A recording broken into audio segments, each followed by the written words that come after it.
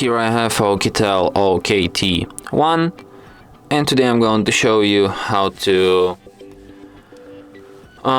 access developer options on this device. So firstly you have to open settings and go to the About Tablet section. And here you have to find the line build number and tap on it with your finger several times until you get the message, "You are now a developer." And now you can find these developer options in System section, in Advanced, and here they are. Here all of these super interesting and useful developer options.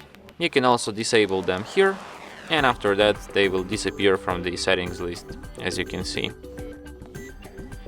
And that's it. Thanks for watching.